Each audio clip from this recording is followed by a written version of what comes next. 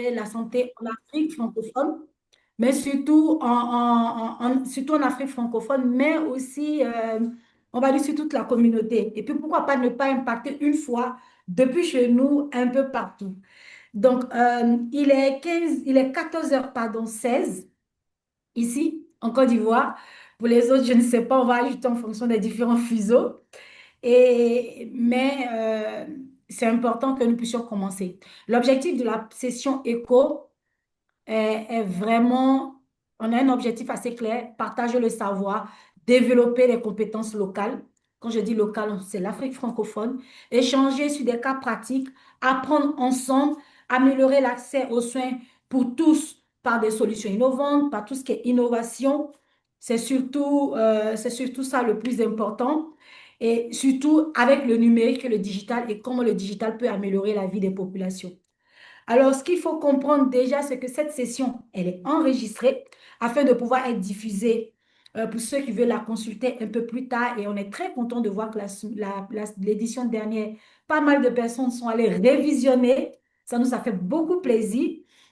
Et nous vous demandons vraiment de respecter les règles de confidentialité et les règles et le respect surtout dans ces échanges qu'on veut vraiment convivial. Donc, avant de rentrer vraiment dans le vif du sujet, il faut que, on aurait souhaité peut-être, l'INSP n'est pas là, mais juste pour vous dire aujourd'hui que on a, euh, on a des experts qui sont là, qui vont intervenir. Le but d'une session éco, vraiment, c'est d'avoir une plateforme où nous allons venir échanger. On a une présentatrice des cas qui va échanger sur les cas. Et lors de cette présentation de cas, il y aura des questions qui vont être posées de clarification. À la suite de ces questions de clarification qui vont être posées, il y aura des recommandations qui vont être données par les experts. Et puis, de façon très rapide, il y aura ce qu'on appelle on aura notre expert qui pourra en 10 15 minutes dire quelque chose en relation avec la thématique du jour, justement pour continuer on va dire, à nous amener à réfléchir sur le sujet. Donc aujourd'hui, c'est un cas très important que nous allons explorer ensemble. Et je vais passer la parole à Kétan, qui est notre coordonnateur du jour, pour qu'effectivement nous puissions commencer à échanger.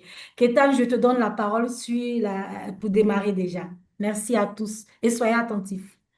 Ok, donc bonjour à tous. Moi, c'est Ketan Soukou, coordonnateur de cette session ECO, mais aussi directeur de Chronix X-Health, qui est un incubateur accélérateur en matière de e-santé en Afrique francophone. Donc, le thème de cette session aujourd'hui, c'est innovation et changement de comportement en santé. Que disent les professionnels en Afrique francophone?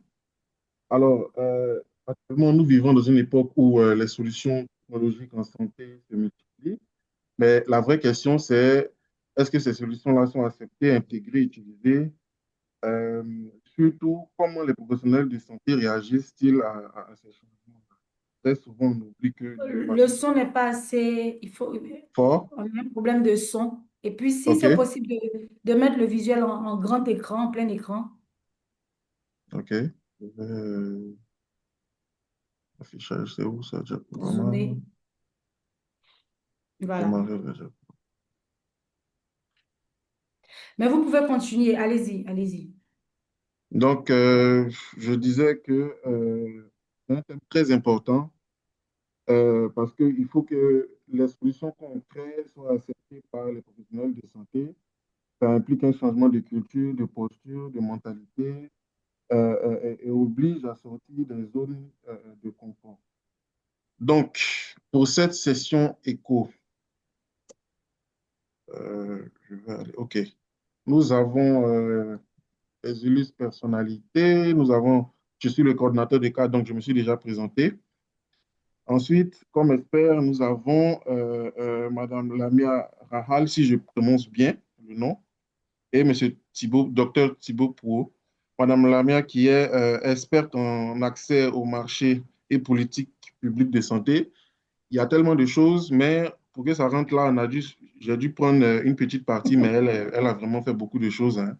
Donc, Docteur Pro, pareil, j'ai dû couper. j'ai dit couper parce que si on veut mettre tout ici, ça ne va pas finir. Donc, il est médecin, conseiller en assurance. À la facilitatrice aussi, Madame Corinne Ouattara, que vous connaissez tous, qui est présidente de Chronix XL et qui est aussi CEO de PSM, Pass Santé Moussou. Et on a la présentatrice de cas qui a bien voulu présenter son cas aujourd'hui, qui est la CEO de Chronolab, Madame Alal Assia, que je salue au passage. Donc, concernant l'agenda de la séance, nous, on a fait déjà la présentation des participants et on va passer après la présentation du cas. Après, je vais donner la parole à la facilitatrice qui va faire la présentation du cas. Il y aura les questions de clarification où les experts vont poser des questions ainsi que les participants. Il y aura aussi, après ça, les recommandations des participants et des experts. Ensuite, on aura une présentation didactique de 15 minutes. Ici, c'est marqué 20 minutes, mais c'est 15 minutes d'une des experts, de Madame Rahal, qui va présenter, qui va faire une petite présentation didactique. Et on aura les questions suite à cette présentation didactique de 5 minutes. Et ensuite, on va clôturer par un sondage. Le lien sera mis dans le chat pour que vous puissiez réagir à la fin de la session. Donc, les consignes, je pense que la facilitatrice a déjà donné l'essentiel, mais c'est de ne pas donner d'informations confidentielles, hein, des noms, des précisions sur les noms, la vie des gens. Ensuite, il faut se présenter lorsqu'on prend la parole. Il faut garder le micro fermé. Je pense que tout le monde le fait déjà. Bon, on va le dire quand même, mais il faut garder le micro fermé, ouvrir sa caméra pour qu'on puisse voir qui est en train de s'exprimer. Ensuite, si vous avez des problèmes, comme vous le faites déjà, hein, vous mettez ça dans le chat pour que j'essaie de vous aider, puisque je suis aussi à la partie IT.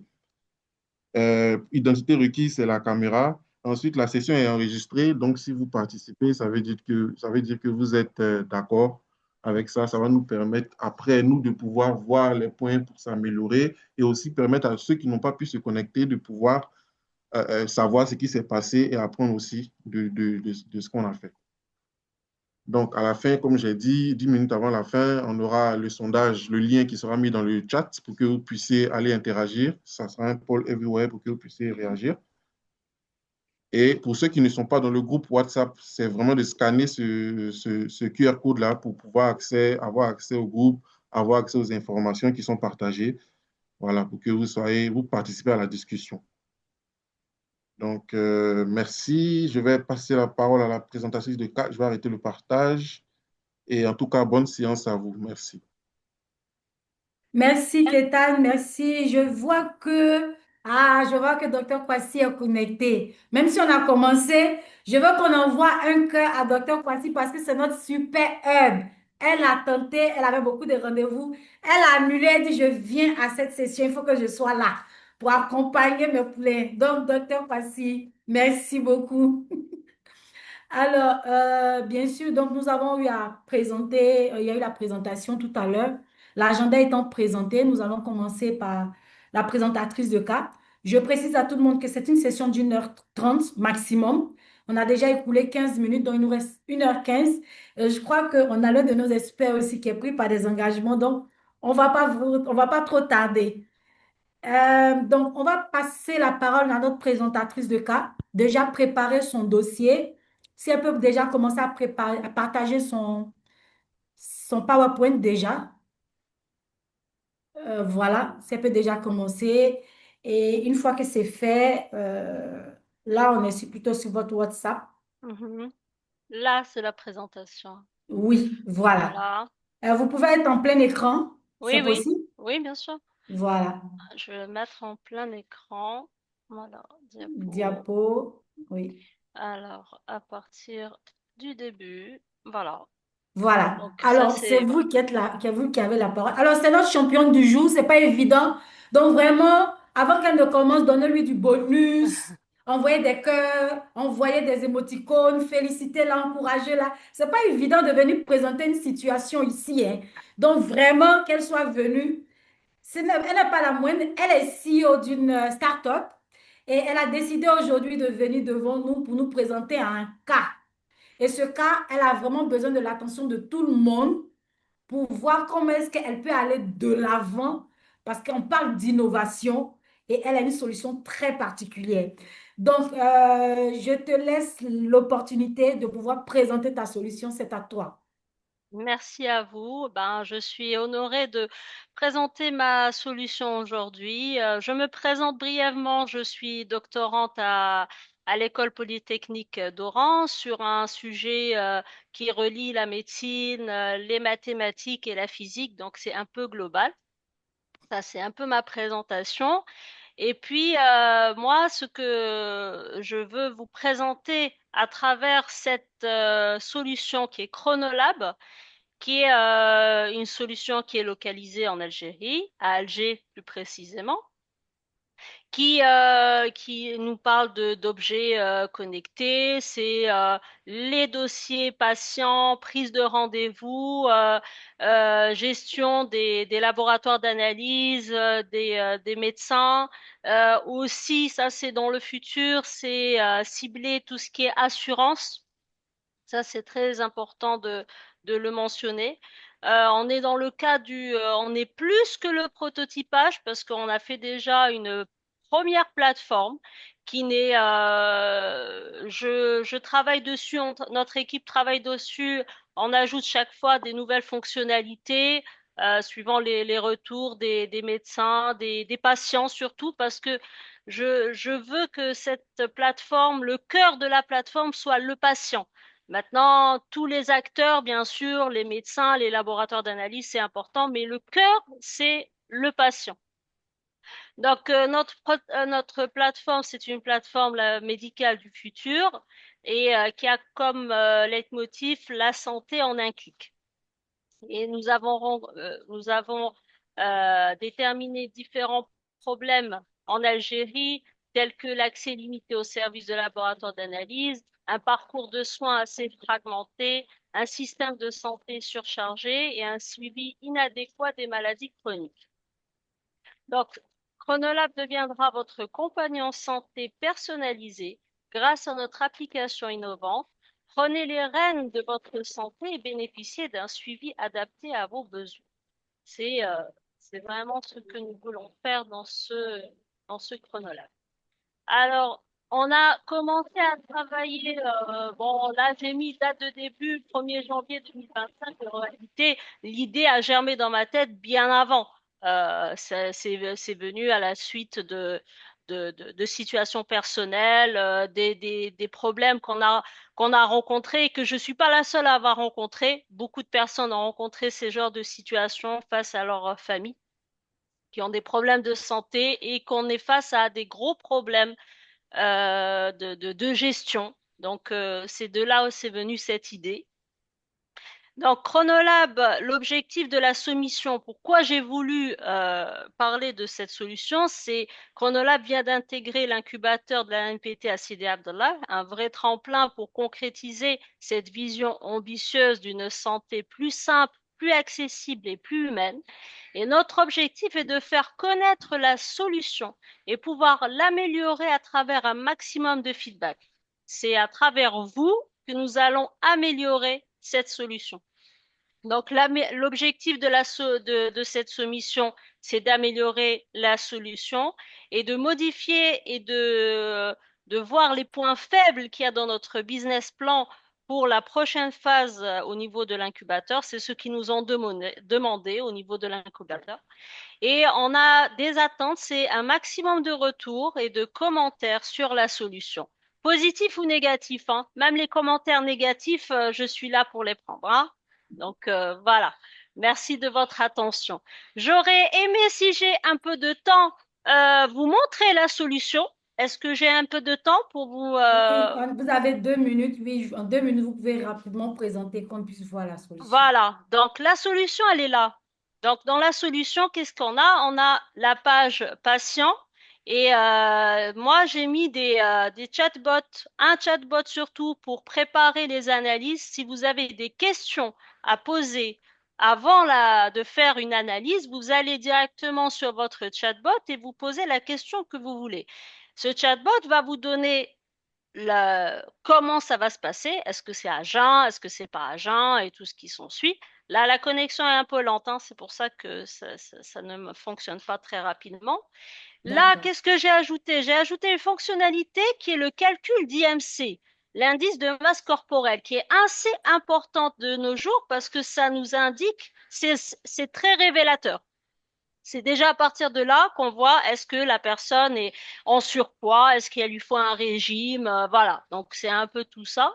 Il y a la prise de rendez-vous au niveau du laboratoire. En photographiant votre ordonnance, vous allez directement la faire avec un algorithme qui va vous donner le laboratoire adapté et le plus proche pour faire vos analyses. Ensuite, notifier le rendez-vous, avoir une notification, aller faire ses analyses et surtout avoir les résultats en temps réel, assez rapidement. Avoir ces résultats, les transmettre aux médecins et aux patients. Ça, c'est aussi très important. Dans l'espace médecin, il y a beaucoup de formulaires que vous pourrez visionner plus tard. Et j'ai même ajouté un tableau de bord ici, le tableau de bord qui va être modifié en mettant des nouveaux rendez-vous, les patients, les statistiques, ça sera plus tard. Quand le médecin remplit déjà tout son tableau de bord, il peut avoir des statistiques. Mais ça, ce sera une fonctionnalité qui sera à développer. Donc voilà un peu tout ce que j'ai mis dans la plateforme. Comme j'ai pas assez de temps pour tout vous montrer, mais vous pourrez aller la voir si vous voulez. Je vous laisse. Vous avez le lien pour voir la plateforme. Voilà. Merci beaucoup à notre champion du jour. Envoyez-lui des signaux pour lui dire que vous avez apprécié sa présentation et vous a fait un pitch de sa solution. Donc, voilà. Donc, elle vous a présenté sa solution aujourd'hui, qui est une solution qui va révolutionner le secteur de la santé, d'accord? Dans laquelle elle a intégré plusieurs modules. Donc, on va partir parler comment on appelle ça, du patient malade chronique. Donc, qui va également apporter des informations aux professionnels de santé, aussi bien même aux patients lui-même pour sa propre éducation également. Elle a intégré un chatbot intelligent à l'intérieur de cette solution, justement.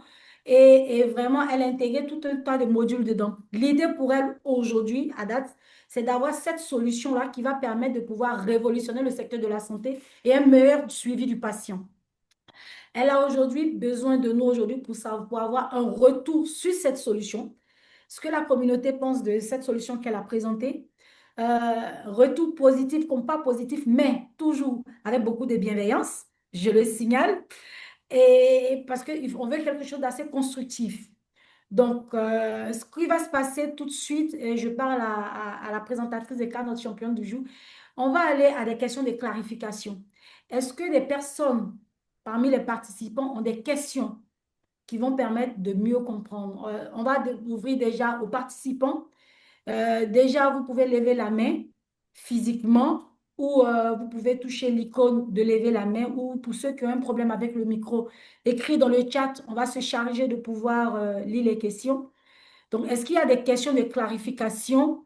Oui. Je vois Adjoa Priska qui a une question de clarification.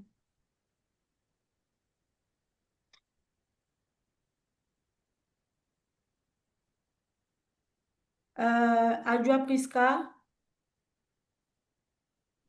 Non, autant pour moi, j'attends pour le moment en fait. D'accord, ok. Donc, Franck Olivier a levé la main pour une question de clarification. C'est juste des questions de clarification.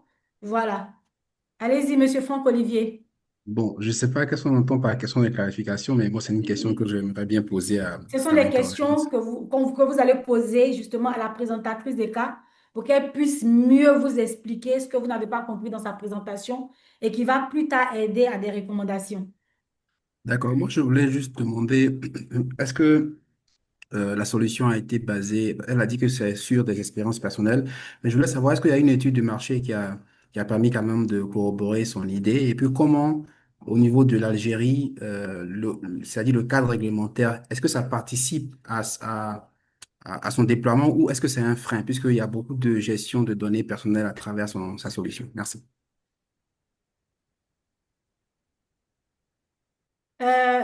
La présentatrice des cas, vous pouvez répondre à la question. Il a Alors, demandé est-ce qu'il y a une étude de marché qui a été faite? Alors, l'étude de marché, moi, quand j'ai fait pour l'incubateur, donc on nous demande de faire une étude de marché obligatoire. Donc, j'ai parlé avec les laboratoires de même ceux qui font les centres d'imagerie, hein, pas que les laboratoires d'analyse. J'ai même parlé à des médecins. C'est pour ça que j'ai mis le CHU de Constantine qui voudrait intégrer la solution. Oui, le marché existe, il est là.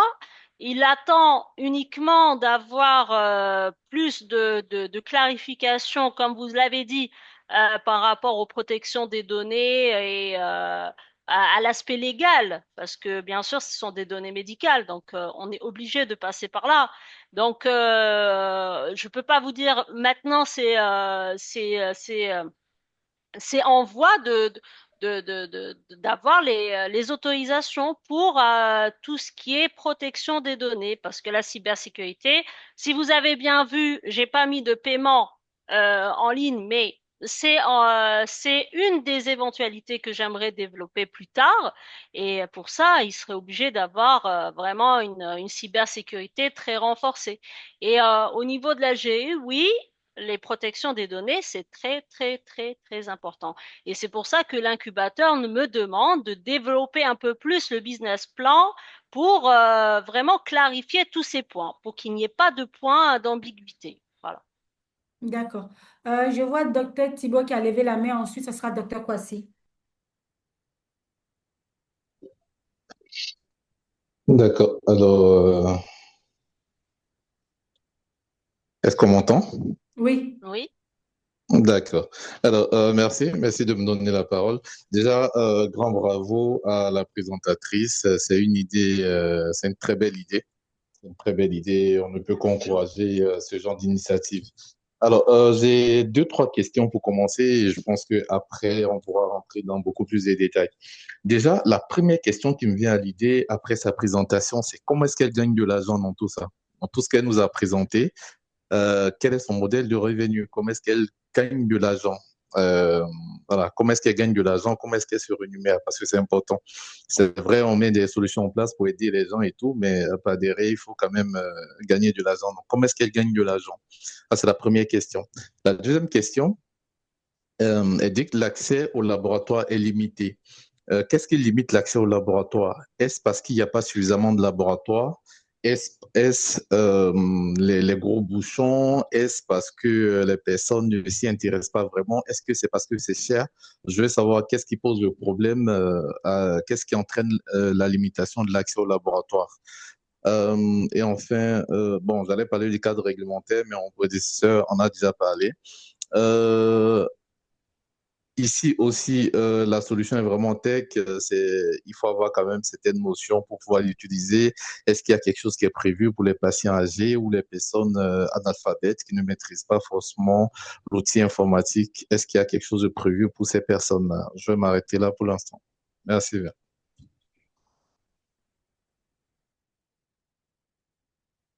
Oui, vous pouvez répondre, Asia. Je ne sais pas si sa connexion passe ou pas. Allô? Je crois que notre présentatrice de cas doit avoir un problème de connexion. Je lui écris. Je lui écris rapidement. D'accord. Je pense qu'elle va se déconnecter et se reconnecter. Ah, il y a du beau monde Mais aujourd'hui. j'espère qu'on m'entendait quand je parlais, hein. Oui, on vous a entendu. La question, c'était quel est son modèle d'affaires? Vous avez parlé du problème. Est-ce qu'elle a tenu compte des personnes âgées? Mhm. La question des laboratoires également, vous en avez fait cas. D'accord, merci. D'accord. Donc, ça a été noté. Je vais peut-être demander à Ketan d'essayer de l'appeler sur son téléphone pendant que je vais prendre les questions des uns et des autres. D'accord, ça marche. Je suis en Et train de puis, on va l'appeler. le lui dire, voilà, comme ça, j'aurai à le lui donner. Docteur Kwasi, je peux prendre déjà les questions comme ça, on va lui poser quand elle va se reconnecter. D'accord, ok, merci bien. Déjà, c'est...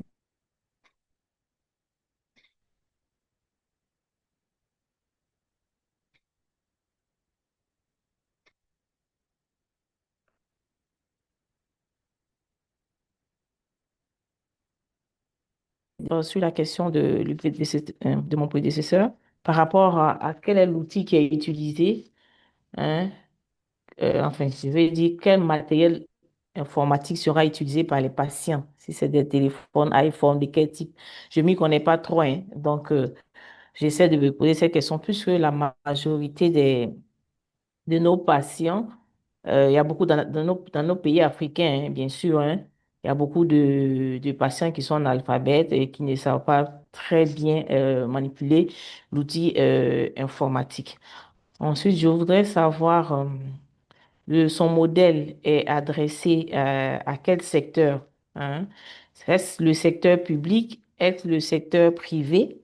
Voilà. Maintenant, si c'est le secteur public, est-ce que son projet a été proposé, hein, aux autorités sanitaires de son pays?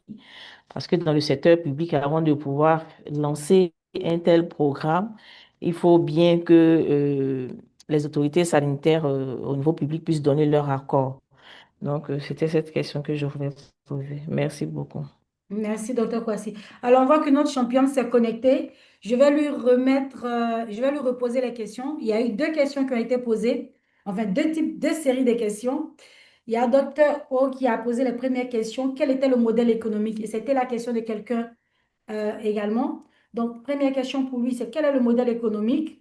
Ensuite, est-ce que vous avez tenu compte des personnes âgées?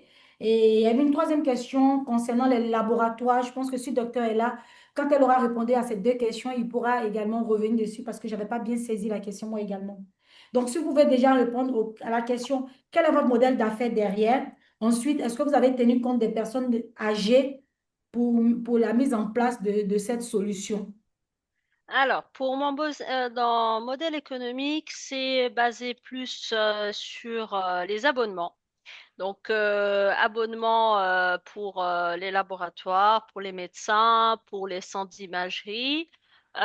Pour les patients, pour les patients, moi, je veux que ça soit gratuit parce que c'est eux qui sont au cœur de la solution. Donc, la première des choses, c'est ça, c'est d'avoir des abonnements. Sinon, il y a aussi la solution comment on appelle ça, plus qu'on travaille avec les laboratoires, c'est les publicités. Leur faire de la publicité, ça veut dire qu'ils sont, si par exemple on crée un annuaire de laboratoires qui sont attachés, rattachés à la plateforme, eh ben, ça leur fait de la publicité. Surtout qu'actuellement, déjà au niveau d'Alger, il y a énormément de laboratoires qui ouvrent et des fois, ils sont peu connus parce que des fois, ils sont dans des zones isolées, ils sont pas à Alger Centre, il y a beaucoup d'endroits qui ont ouvert. Donc, voilà. Et il y a eu une question, c'était une difficulté d'accès au C'est laboratoire, ça. c'est ça. C'est ça. Bah, la difficulté, oui, il y a une difficulté d'accès au laboratoire, surtout pour les personnes âgées.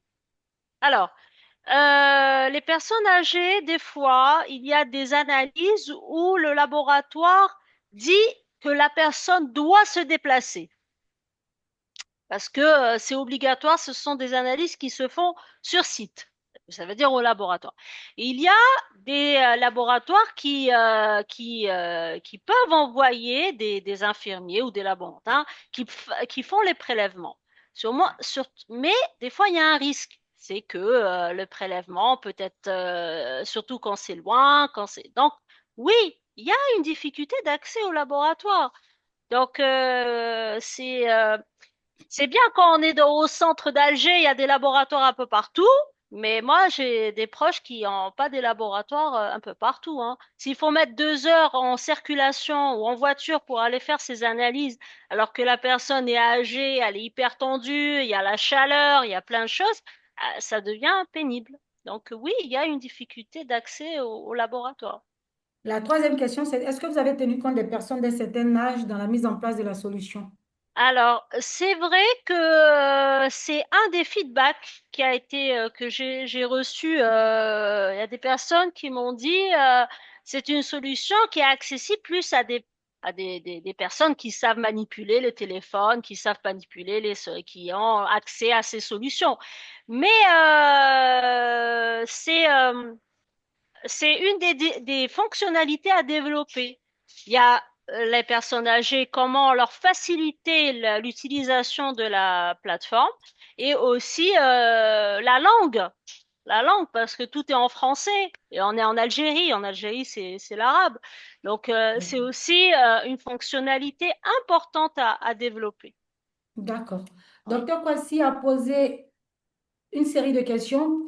Quel était le matériel informatique pour les patients? Est-ce un téléphone, un ordinateur, une tablette? Quels sont les équipements qui peuvent être utilisés dans cette solution? Alors, la solution pour le patient, sur son téléphone, il n'y a pas de souci. Il a son téléphone, il peut prendre en photo l'ordonnance, ou bien il peut avoir l'ordonnance sur version électronique. Avec son téléphone, tout est accessible. Donc, voilà.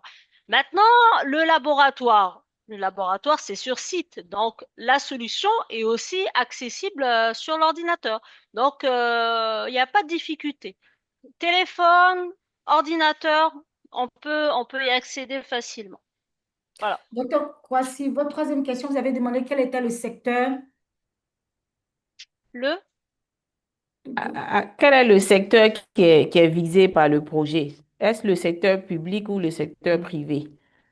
bon, c'est une question assez un peu difficile à répondre parce que c'est vrai que le privé, on peut pas dire que c'est plus accessible. Non, c'est pas plus accessible. Au contraire, surtout maintenant, les laboratoires, c'est dur de leur demander d'investir dans des solutions alors que la majorité ont des solutions de gestion de laboratoire, alors que ma solution n'est pas une solution de gestion de laboratoire. Ça, je le précise et je le redis chaque fois, ce n'est pas ça. Ce n'est pas une gestion de laboratoire, ni une gestion de rendez-vous. C'est pas ça. Donc, le secteur, moi, l'idéal, c'est le secteur public, mais je reviens à dire que plutôt, les hôpitaux. Je prends l'hôpital algérien. Moi, je suis à côté du plus grand hôpital africain qui est algérien, je veux dire, c'est l'hôpital Mustapha. Et on dit, le laboratoire central. Là-bas, c'est tous les examens, les pathologies importantes et tout. Seulement, moi, j'ai des médecins qui y travaillent et ils nous disent que souvent, on a un retard dans les analyses, les résultats d'analyse. Le médecin, il est là, il attend son résultat d'analyse, et ben, il attend, et ça, c'est un traitement en retard et c'est dangereux pour le patient. Donc, l'idéal, ce serait aussi de cibler le public. Et bien sûr, cibler le public, c'est les autorisations du ministère de la Santé, obligatoirement. Voilà. D'accord. Il y a des questions dans le chat auxquelles je souhaiterais poser. Quelqu'un a posé une question en termes de clarification. Avez-vous pensé à un chatbot audio avec des options arabes et Oui, berbères? j'y ai pensé. J'y ai pensé, oui. C'est une des D'accord. fonctionnalités à développer. Oui. D'accord. Une autre question qui a été posée dans le chat. S'il y a certaines personnes qui ont levé la main, Kétan essaie de le dire parce que moi j'ai des questions ici que je souhaite de poser. Je pense qu'il y a une ou deux questions ici. OK. Alors, il a été mis ici. Est-ce que la connectivité à Internet est un défi pour la solution, surtout pour les populations en zone rurale? C'est pas qu'en zone rurale, hein, parce que la connexion en Algérie, bah, ça fluctue. Il y a des zones où on nous a mis la fibre optique, c'est vrai, mais il y a des zones où il n'y a pas la fibre optique. Par exemple, quand il y a des examens comme le bac et tout, il y a le débit qui diminue. Oui, c'est un des problèmes importants, c'est la connexion. Oui, Alors, il oui. y a une question, je pense, qui sera peut-être l'une des dernières. Il y a Monsieur Doua Fulgence qui dit avoir une question. Est-ce qu'il est là? Il a écrit dans le chat. Monsieur Fulgence, Monsieur Fulgence, Il peut écrire sa question dans le chat s'il ne peut pas activer sa caméra et parler. il dit qu'il va écrire, il dit qu'il a écrit sa question. Ben, on ne l'a pas vu. Il dit qu'il est en train Alors, d'écrire. Il n'a pas encore écrit. bon, donc, les questions de clarification ont été posées déjà. Je vais revenir vers les experts, docteur Pour. D'accord, il écrit maintenant. Bon, docteur Pour et Lania, donc vous avez reçu les questions de clarification. Est-ce que vous avez des questions à poser à notre championne du jour parce que c'est vous les experts du jour pour mieux comprendre et puis avoir une orientation. Effectivement, j'en ai une à l'adresse de SIA, c'est-à-dire à ce jour, le 18 juin 2025, vous avez pu tester votre solution auprès de combien de laboratoires ou de cabinets? Alors, on va compter ensemble. J'ai Dr Tchiali qui est à Tlemcen qui a testé. J'ai le CHU de Constantine qui a testé aussi. J'ai un autre CHU de Mostagadem aussi. Et il y a le laboratoire de l'hôpital de Blida, France Fanon, Donc ça, c'est le secteur public, hein. Et au niveau public. du secteur privé? Alors, privé, j'ai eu deux ou trois. Alors, il y a eu ceux qui font les soins à domicile. Ok. J'en ai eu deux ou trois qui m'ont sollicité, que j'ai discuté avec eux et qui seraient intéressés surtout pour la géolocalisation du patient et que directement aux alentours on envoie directement une personne pour les prélèvements. Donc il y avait deux, il y a eu deux il y a un qui vient de se lancer. Il y a une semaine, il m'a appelé pour voir est-ce qu'il pourrait avoir un partenariat avec eux. Et il y a un autre aussi on discute, on n'est pas encore sur les partenariats. Voilà. Oui, non, je pose juste ces questions parce que j'imagine que dans le cadre de votre étude de faisabilité ou votre étude de marché, vous, tu as une idée du nombre de laboratoires d'analyse Ouais, pour déjà comprendre. d'ici dans le quartier, j'en ai au moins 10 où Oui, j'habite. Il y a au oui, moins non, 10. mais c'est important d'avoir Ouais, ce chiffrage, hein, ouais, parce qu'on ne peut ouais, pas parler de business model ou de market potential ou de go-to-market GTM stratégie si on n'a pas vraiment tout ce target, ce ouais, ciblage et ce potentiel à chiffrer. ouais, ouais, je comprends. D'accord. Voilà, c'est ma seule question à ce stade-là. D'accord. C'est sûr qu'il y a une question juridique qui a été posée dans le groupe, mais je ne sais pas si le temps me permet de le poser. Rapidement, on a demandé juridiquement, est-ce que l'accès à la plateforme juridiquement parlant, l'accès de la plateforme se fait chez le patient et le médecin traitant n'est pas un problème de confidentialité. C'est une question qui a été posée Alors, moi, et ce pour serait les la dernière. problèmes de confidentialité, là, pour l'instant, la plateforme est en test, quoi, hein. Donc, on teste. Mais quand elle sera vraiment opérationnelle et fonctionnelle, il y aura des comptes sécurisés pour chacun, pour le patient, pour le laboratoire. Le laboratoire ne peut pas voir les données du patient ou du médecin traitant. Le médecin traitant ne peut pas avoir accès aux données d'autres patients. Non, ce serait vraiment confidentiel et vraiment sécurisé. Voilà. D'accord. Alors, avec toutes ces questions de clarification qui ont été posées, je pense qu'on va donner la parole. On a deux experts. Docteur Brossi, vous avez deux recommandations à donner, justement, et ensuite on va demander à Lania si elle a de procéder à des recommandations également. D'accord. Alors, merci de me donner la parole. Encore grand bravo à la conceptrice de cette solution. Alors, j'ai posé la question tout à l'heure, comment est-ce qu'elle gagnait de l'argent? C'est important parce qu'elle dit être dans un incubateur. Et donc, qui dit incubateur dit ils vont lui mettre des choses à disposition, ils vont lui mettre de l'expertise à disposition et tout. Ils vont lui demander, comme ma présidente disait tout à l'heure, ils vont lui demander un go-to-market, ils vont lui demander un business plan, ils vont lui demander plein de choses. Mais la chose sur laquelle ils vont vraiment taper, c'est le revenu modèle. Comment est-ce qu'elle gagne de l'argent? Et là, tout à l'heure, quand elle m'a répondu, c'était assez ambigu, je dis. Elle me disait que elle fera des abonnements, donc les laboratoires, les cliniques et les centres d'imagerie vont s'abonner à son application.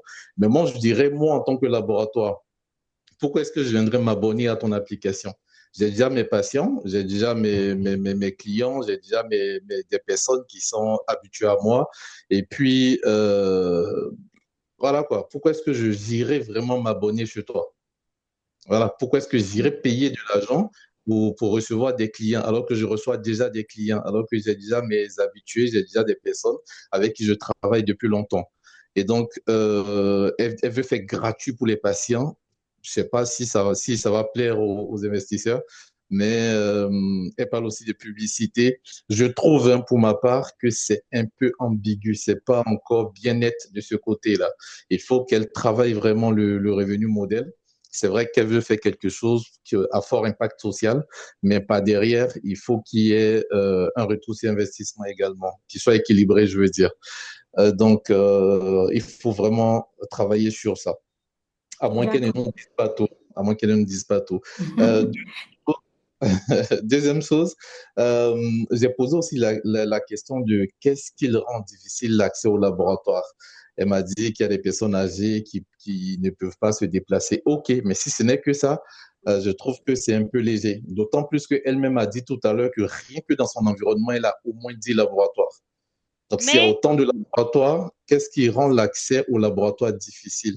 Moi, je prends le cas de la Côte d'Ivoire, le cas que je maîtrise le mieux. Ici, on n'a pas suffisamment de laboratoires, par exemple. Et la majorité des laboratoires sont concentrés que sur Abidjan. Donc, quand vous sortez d'Abidjan, c'est difficile d'avoir un laboratoire. Ça, par exemple, c'est un vrai problème d'accès au laboratoire. Et on a des bouchons énormes pour se rendre au laboratoire. Il te faut 2 à 3 heures de route. comme nous, comme ici. Ensuite, il faut 1 à 2 heures de file d'attente au laboratoire. Ça, ce sont des difficultés d'accès au laboratoire. Mais si ce ne sont que des personnes âgées, eh ben, la solution est toute simple. Les laboratoires vont Mhm. envoyer des phlébotomistes vers les personnes.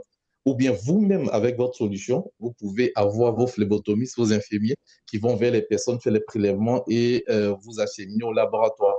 Ça faciliterait les choses. Voici les deux remarques que je voudrais faire, les deux remarques qui vont tout de suite taper quand elle a fait sa présentation. Après, si le temps nous permet, on pourra rentrer dans d'autres détails pour ne pas monopoliser la parole. Merci. D'accord. C'est compris. Merci pour les recommandations. On l'a noté. Je pense qu'on va le donner également à la championne du jour, qu'elle puisse l'avoir. On va demander à notre deuxième expert ses recommandations au vu de tout ce qui a été dit.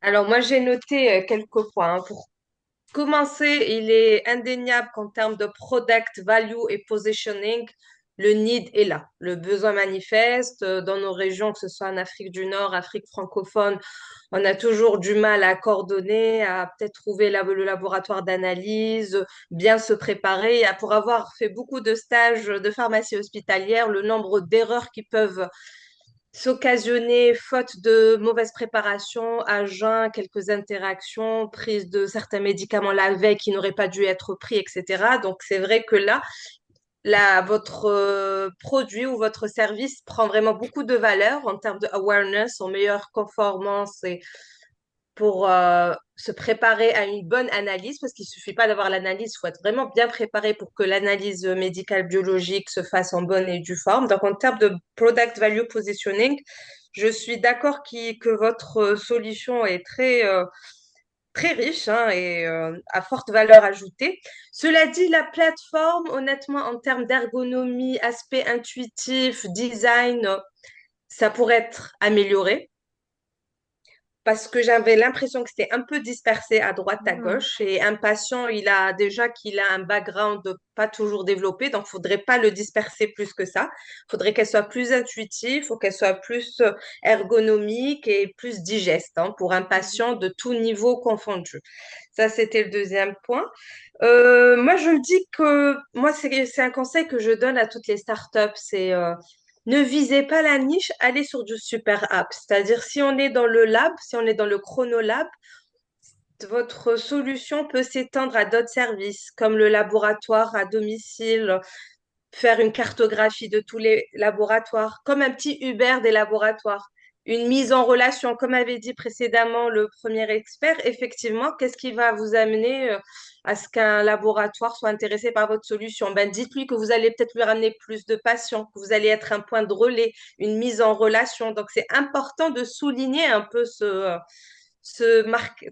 petites market growth potential et ces opportunités pour croître le marché. Et c'est d'intervenir à différents axes, au niveau du patient, du laboratoire, du médecin prescripteur, au niveau Donc, il est très important que ce soit assez clair et que ce soit assez cohérent. C'est important la cohérence. En santé, en matière générale, c'est très important d'avoir la cohérence et d'avoir le buy-in, l'adhésion de tous les professionnels de santé. Vous savez qu'il y a souvent des frictions entre le pharmacien, le prescripteur, l'analyste, le biologiste. Donc, essayez de faire en sorte que tout le monde y trouve son compte et que tout le monde ait sa valeur et son positionnement adéquat au niveau de cette plateforme. Voilà, ce sont mes seuls commentaires à ce stade-là. Alors, donc, je pense que déjà, merci aux deux experts qui ont pris la parole tout à l'heure pour présenter, pour donner leurs recommandations au regard des questions de clarification qui ont été données. Un point a d'être fait avec tous parce qu'il y a eu tellement de choses qui ont été dites aujourd'hui. Donc, on a pris le temps de noter toutes les questions et toutes les recommandations. Un document formel sera transmis justement à la présentatrice de cas pour qu'elle puisse également mieux s'imprégner de ce qui a été dit et qu'elle puisse l'appliquer. Ce qu'il faut comprendre, c'est que cette session éco, ce n'est pas juste pour qu'on puisse échanger, mais c'est pour pouvoir appliquer ce qui a été dit et on continue dessus jusqu'à ce qu'on aille à un aboutissement. Docteur Kwasi, vous voulez dire quelque chose? J'ai vu que vous avez levé la main. Oui, bon, Allez-y. malheureusement, on n'a pas eu l'opportunité de faire peut-être quelques recommandations avant les experts, Oui, c'est mais vrai. je voudrais former une recommandation à l'endroit de notre présentatrice de cas, surtout que c'est le secteur public qui est visé. Et on veut apporter une solution au secteur public. Qui dit secteur public dit sûrement l'intégration dans les structures sanitaires. Donc, d'ores et déjà, si elle peut avoir l'aval, c'est-à-dire que pendant qu'elle est en train d'écrire le projet, c'est bon qu'elle commence avec les autorités sanitaires pour qu'ils soient impliqués dès le début dans son programme pour lui faciliter peut-être une expérience pilote et puis après voir comment, parce que il n'y a rien à faire après, il y a la faisabilité en termes de coûts, comme l'expert l'a dit, mais n'oublions pas qu'on est dans le secteur public. En termes de coûts, s'il n'y a pas de financement, vous n'avez pas un bailleur pour vous accompagner, le produit peut ne pas être, même si c'est accepté dans le secteur public, le produit peut ne pas être utilisé. Voilà. Donc, déjà, je recommande qu'elle puisse s'asseoir avec les autorités sanitaires et dans la conception ensemble pour faciliter la mise en œuvre après dans le secteur public.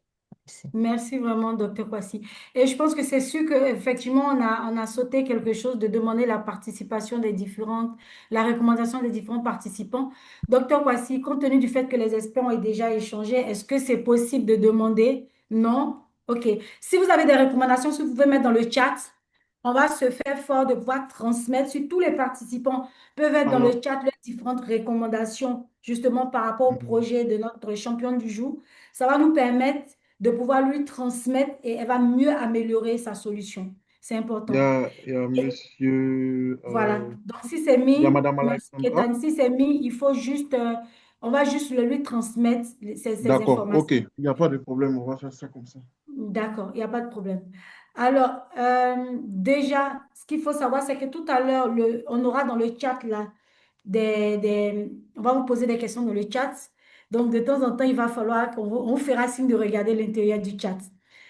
Alors, pour ce qui est de la suite, on va demander à notre experte Lania.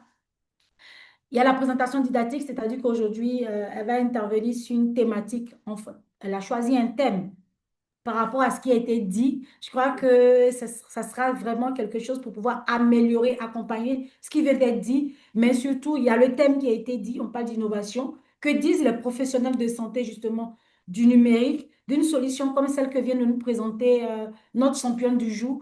En 15 minutes, elle va nous entretenir sur ce sujet. Donc, je vous laisse la parole, Dania. Je vous laisse même déjà vous présenter déjà pour ceux qui ne vous ont pas vu au départ et puis ensuite présenter ce projet. Merci beaucoup. Merci encore une fois.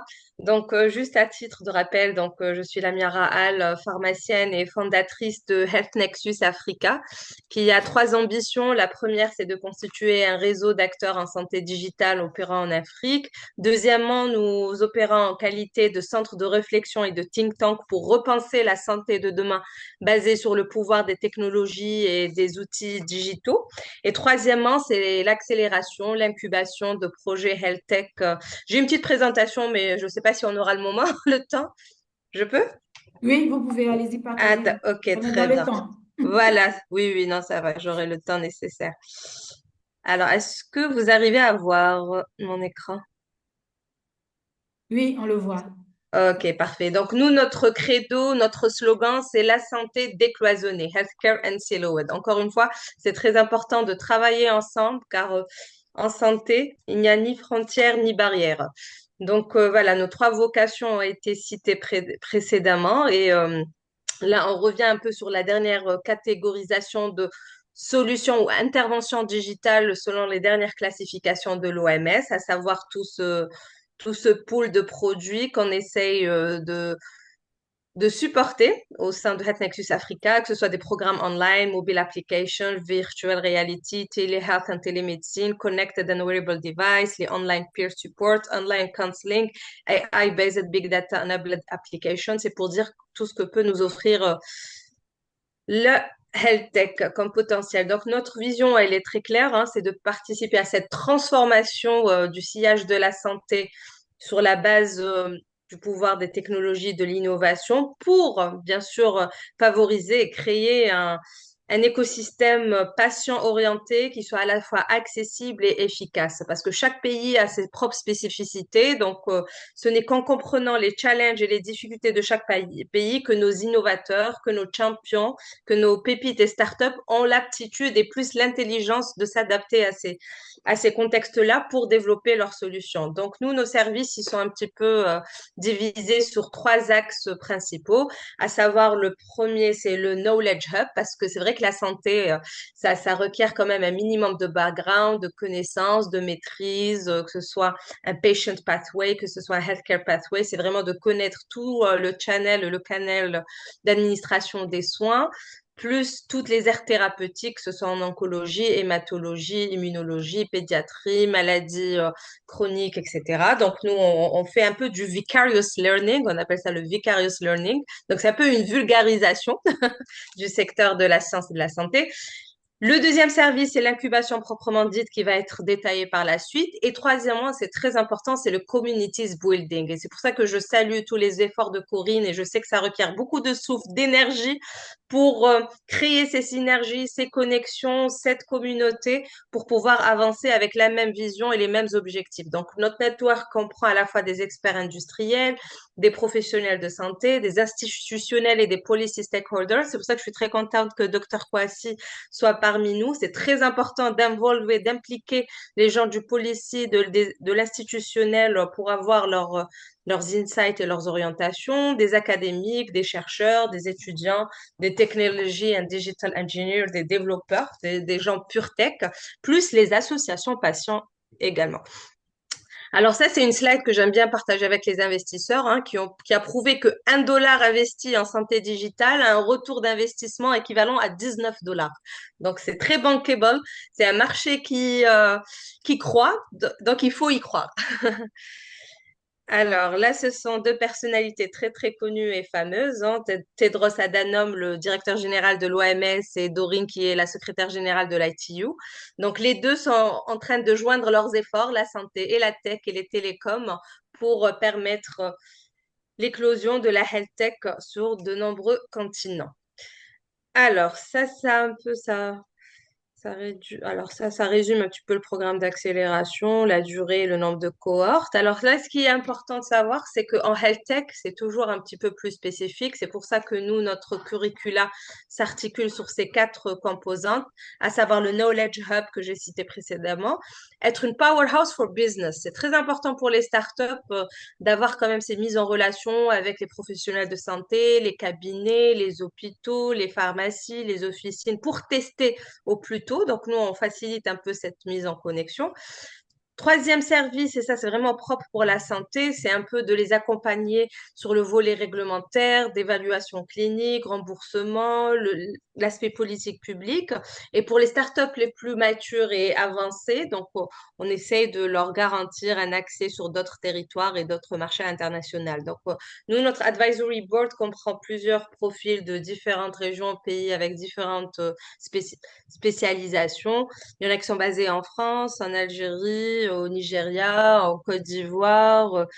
Et on a un département pour chaque besoin. Donc, on a le Chief of Data Innovation Strategy, nous avons une Legal Angel, nous avons un Head of Technology and Scale-Up, une responsable d'affaires réglementaires, un Chief Health Information Security Officer, parce que si vous l'avez remarqué, ça revient.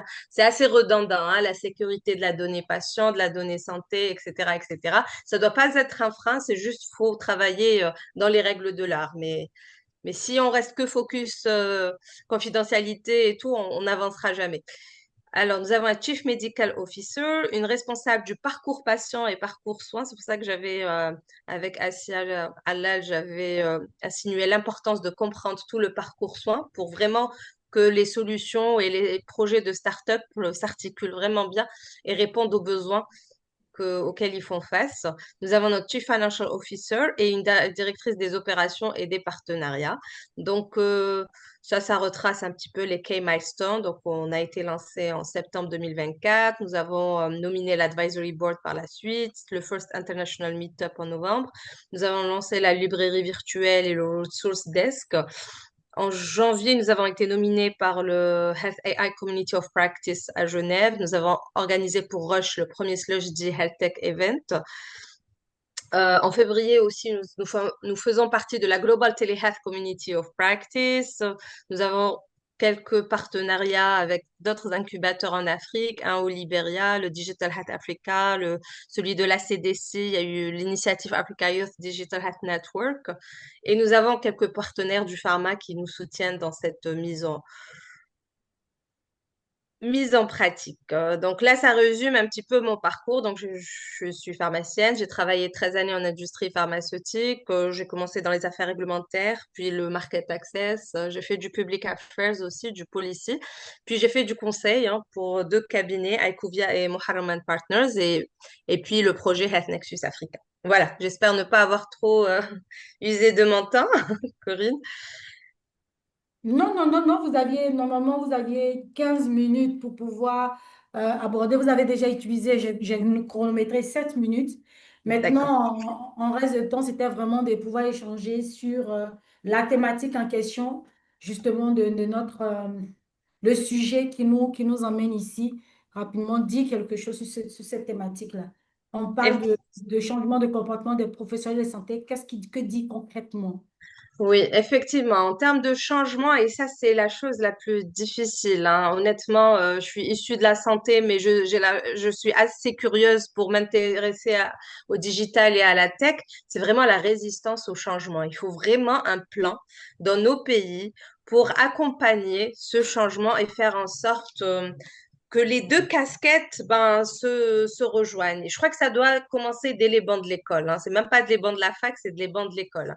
Pour ceux qui veulent se spécialiser dans des études en santé, il faut d'ailleurs, ici en France, à Paris, ils disent le prochain médecin, ce sera plus le médecin avec le stéthoscope, ce sera le médecin avec l'ordinateur. Parce que tout sera algorithmé avec l'intelligence artificielle. Donc, c'est le stéthoscope qui va être remplacé par l'ordinateur, hein. Donc, on est certain et c'est important d'avoir cette double formation. Finalement, cette double formation, un peu tech, codage, interprétation déjà l'interprétation des données, hein.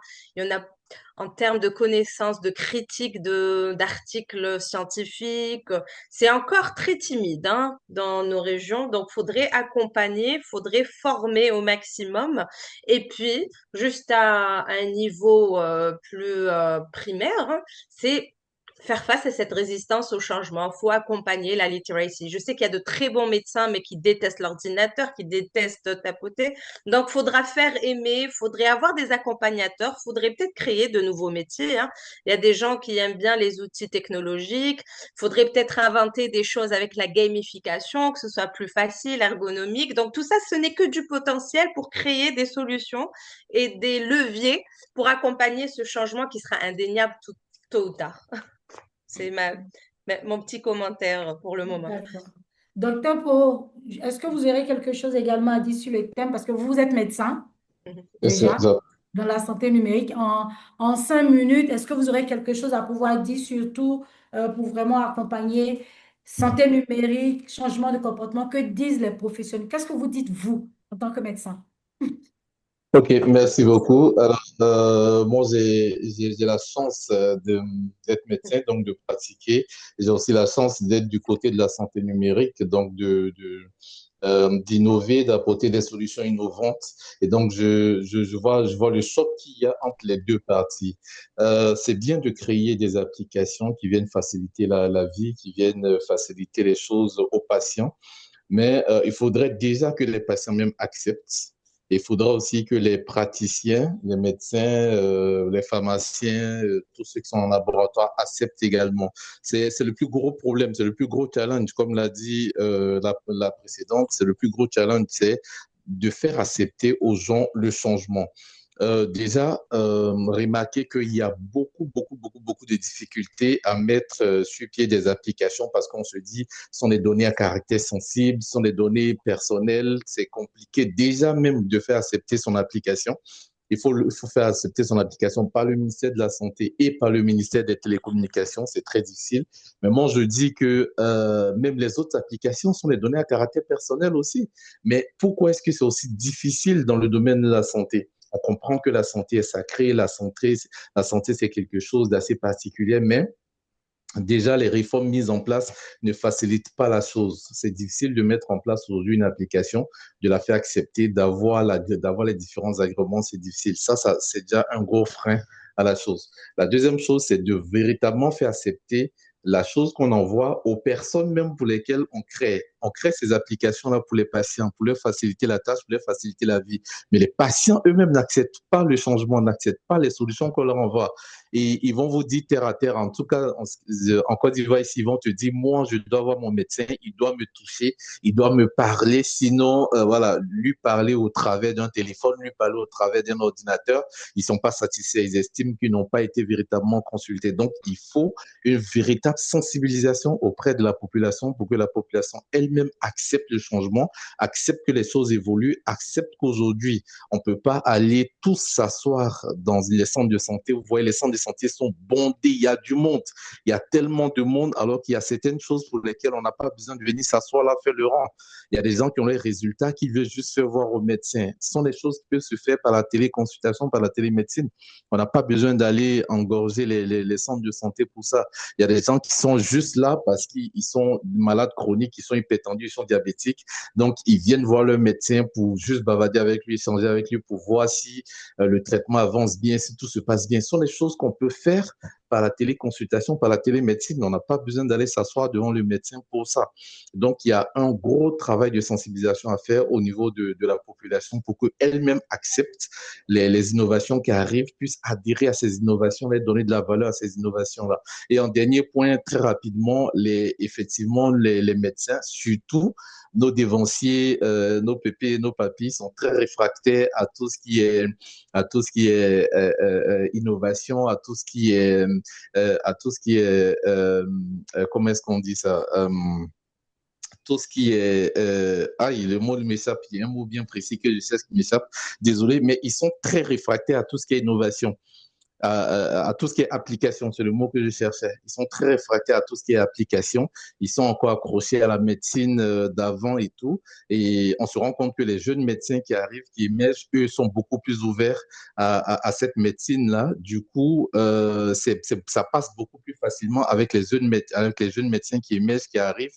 Et donc, je pense qu'il y a un gros travail à faire au niveau de ces jeunes médecins-là de leur faire savoir qu'aujourd'hui, on peut faire la médecine autrement.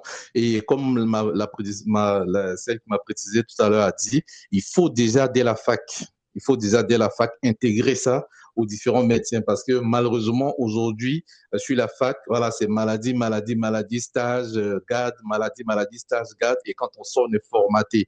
Il faut intégrer au jour d'aujourd'hui l'IA, il faut intégrer les outils informatiques, il faut intégrer tout ça à la formation des jeunes médecins. Comme ça, quand ils sortiront, ils auront l'esprit plus ouvert, ils seront beaucoup plus ouverts à tout ce qui est innovation. Voilà ce que je peux apporter comme contribution. Merci à vous, merci Docteur Po. Je pense que pour nos deux experts, on doit envoyer des réactions pour nos deux experts parce qu'ils nous ont vraiment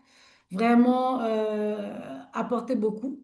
Merci, envoyer des cœurs, envoyer des émoticônes pour les remercier d'avoir participé. Et je crois que notre présentatrice de cas devra rester en contact avec ces deux experts qui pourront justement lui donner un coup de main. On a l'expérience en Algérie. On a l'expérience également en Côte d'Ivoire, surtout que docteur également, je pense qu'il travaille dans le domaine au-delà de ce qu'il fait. Il est beaucoup également dans tout ce qui est laboratoire. Donc, il pourra justement donner un coup de main pour voir comment est-ce que justement ça peut bien se passer. Donc, il faut justement voir la scalabilité entre l'Algérie, la Côte d'Ivoire. Et si une autre personne est disponible, pour faire son retour à notre expert du jour, enfin à notre présentatrice du cas du jour. Et c'est très, très important de pouvoir accompagner. Dans le chat, il y aura des questions qui vont être posées tout à l'heure. On va vous demander, on va mettre un lien pour vous demander de nous faire des recommandations pour les prochains thèmes également. On va mettre justement également le lien pour que vous puissiez rentrer dans le groupe WhatsApp si vous n'êtes pas et vous inscrire dans le IECO parce que c'est important. Ceux qui ont suivi les différentes sessions, à partir des deux sessions, qui ont été fidèles, vont recevoir le certificat dans les jours à venir. Merci d'être là.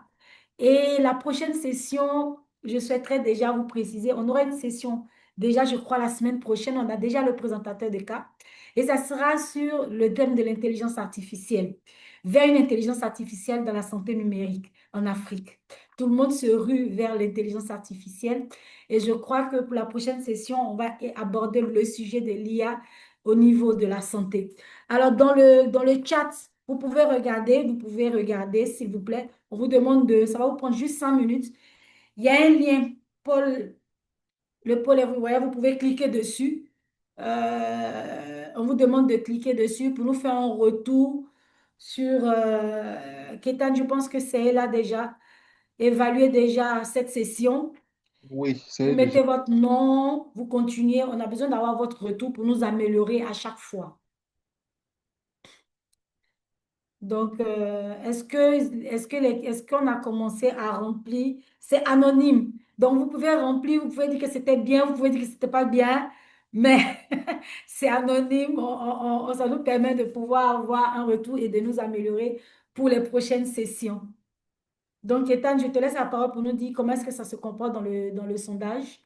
Alors, pour l'instant, il y a 92% de excellentes, 8% de D'accord. moyenne et mauvaise, il n'y a rien. Donc, ça veut dire que On quand n'entend même, pas bien. 92% de... d'excellentes. La session était excellente. D'accord. Deuxième moyenne, il y a 7% et en bas, il n'y a rien. La partie mauvaise, il n'y a rien. Donc, ça veut dire que la session D'accord. s'est globalement bien D'accord. passée.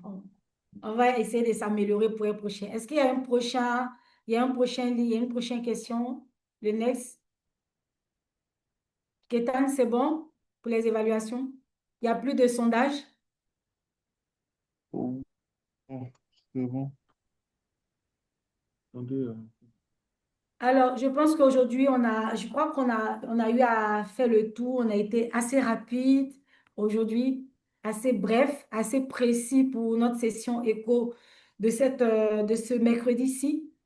On invite tout le monde à pouvoir participer à ce programme. Comme on l'a dit, c'est une session qui est ouverte à tout le monde. Peu importe. Ah, je vois M. Ibrahima Diallo qui a levé la main. Monsieur Ibrahima Diallo. Oh, no, sorry, sorry. D'accord, ok, il n'y a pas de problème. Alors, donc, on voudrait vraiment vous inviter à vous inscrire massivement pour les prochaines sessions. On a deux présentations de cas. Ce programme Éco e-santé Afrique francophone, c'est un programme pour tout le monde. Donc, on invite des experts également à venir. On a 2 sessions, on a encore à la recherche d'autres experts. Et ce serait bien d'avoir des experts sur l'intelligence artificielle qui se manifeste de façon volontaire. Mais on va essayer de traquer certains pour qu'ils puissent venir également. Vous pouvez inviter même des écoles, des universités à venir participer aux prochaines sessions. On vous y encourage vivement. Il y a un autre lien qui a été mis tout à l'heure, juste pour que vous puissiez, je crois que c'est un lien que tu viens de mettre à l'intérieur. Je n'ai pas mis de lien. Attendez que je regarde. D'accord. Donc, Quelqu'un a copié vraiment, le collez-vous ouais, pour le remettre. merci pour cette session à laquelle tout le monde a participé. On espère que vous êtes sortis de là enrichis. On espère que notre championne de cas aujourd'hui a pu recevoir quelque chose qui va l'aider et qu'elle va nous revenir très rapidement avec une solution où elle aura appliqué tout ce qui a été dit sur sa plateforme. On se tient vraiment disponible. Il y a un replay qui est là. L'enregistrement sera tout de suite sur YouTube. Vous pouvez aller regarder. Vous pouvez partager à des personnes qui n'ont pas été disponibles aujourd'hui à cette session. On était 50 qui étions connectés. On espère que la semaine prochaine, on aura plus que 50 qui vont se connecter. Tous les amoureux de la santé numérique, tous les amoureux de la santé. Et ce qu'il faut comprendre, c'est qu'aujourd'hui, la santé numérique, c'est le mariage entre le numérique et la santé. Et l'objectif, c'est vraiment de sauver des vies. Merci à tous et à la semaine prochaine. C'est